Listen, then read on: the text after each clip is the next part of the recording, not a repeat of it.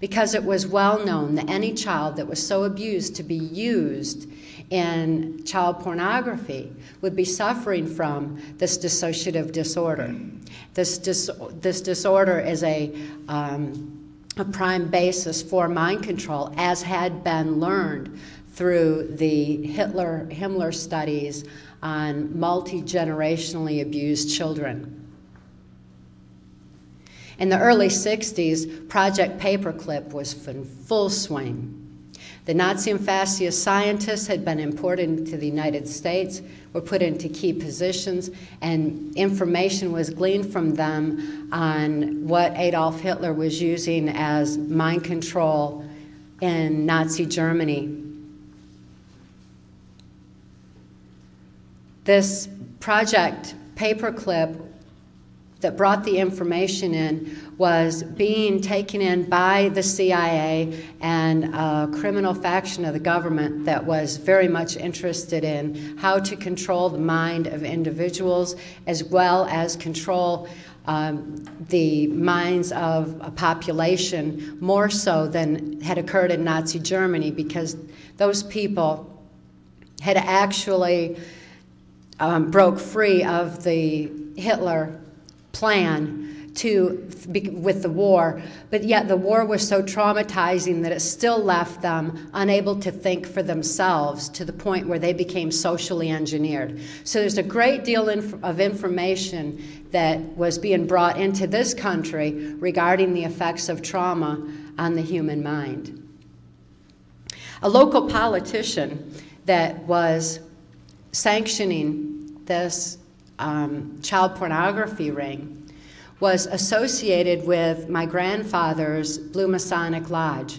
A Blue Masonic Lodge oftentimes has key individuals within a community who are involved in politics, or in this particular case, it was quite a criminal faction of politics and businessmen, police officers, and just other local politicians as well. But when this one particular politician came to my father and told him he could receive immunity from prosecution if he would sell me into MK Ultra mind control, my father was thrilled. He agreed to sell me into the project and was trained in how to raise me for MK Ultra. My father was immediately flown to Boston, Massachusetts, where he was given the information on the language of the subconscious, or how to speak to the subconscious mind. And that's NLP, or neuro-linguistic programming. Because by that time, the abuse was extensive to the point where when extreme trauma occurs in certain situations, such as like when a person is in an automobile accident, you may have heard stories where they had a near-death experience and it was as though their spirit were above everything and looking down on the event from a high-up position. It's as though the spirit takes flight from the body in order to escape the pain, and there's like an overview of it. And within that overview, very oftentimes after people survive, they can recall very key events that have occurred around their accident, such as other license plate numbers, or maybe even something more on a spiritual level where they feel love energy of someone who is praying. There are many different aspects that people come back and report from this higher up view of when an extreme near-death trauma has occurred to the point where their spirit had left and then reattaches. And when it comes back, there is that photographic memory surrounding the trauma as well. These are natural phenomena that are associated with the human body that was well known by those who were studying MK Ultra mind control.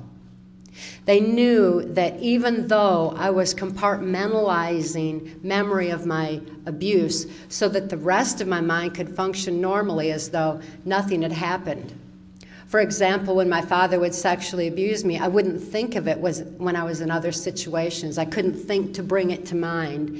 And they thought, what better place to store government secrets than in the brain of someone who can't think to bring that information to mind? And yet, at the same time, because of the extreme trauma that was going on, my brain was also photographically recording events surrounding that trauma. So within that compartment of my brain was also a photographic memory. And the government was very much interested in that aspect of the phenomena of the effects of trauma on the human mind. They were also interested in what Mark has mentioned about when a person develops 44 times visual acuity.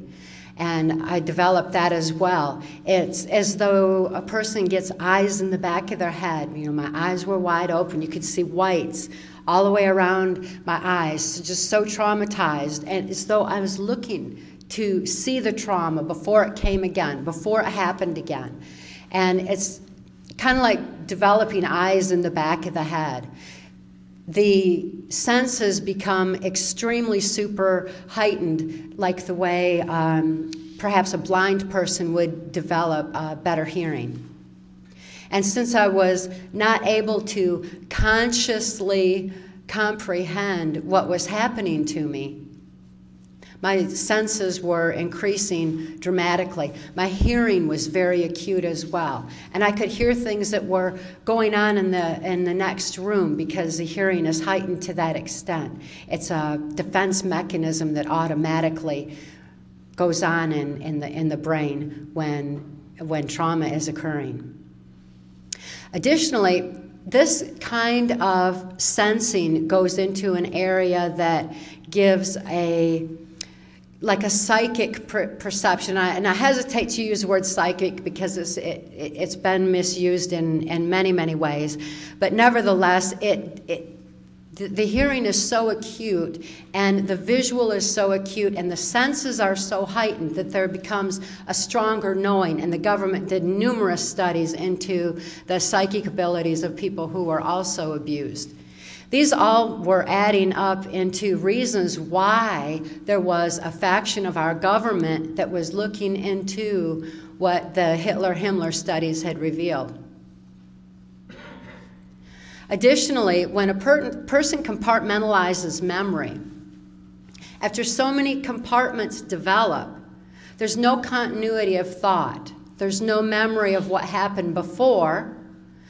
So when a person's out and around and they don't think to bring to mind the abuse, they don't know what time has passed. So after a while, there's no comprehension of time. There's no ability to consciously comprehend what's going on, and there's no continuity of thought. Without this kind of a conscious awareness, it leaves the subconscious mind open to be led. A person becomes highly suggestible. Any person who's experienced sexual abuse, especially prior to the age of 5, or physical abuse, or even psychological abuse prior to the age of 5, would develop this kind of a heightened suggestibility. It's well known that when trauma occurs, people become highly suggestible. When traumas occur in our society, such as what happened 9/11. Many people in this country PTSD'd. They developed post-traumatic stress disorder. This PTSD left people unable to think clearly for themselves. They were very fearful. They were very emotionally distraught over what had happened. And when they're not able to think clearly for themselves, they're more easily led. So when they're told what to do by the television while those horrible images are played over and over and over again, they become compliant. They become apathetical. And they become so easily led that America began to lose some of its strength, to the point where the criminals that have been in control now for numerous generations, took a significant step forward in their control.